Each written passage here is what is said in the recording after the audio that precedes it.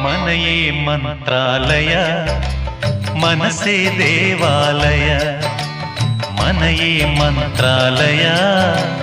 ಮನಸ್ಸೇ ದೇವಾಲಯ ದೇವರೆಂದು ಪ್ರೇಮ ಸ್ವರೂಪ ಪ್ರೀತಿ ಮಾತೆ ನಂದಾದೀಪ ಅರಿತು ಬಾಳಲು ಜನ್ಮ ಸಾರ್ಥಕ ಮನೆಯೇ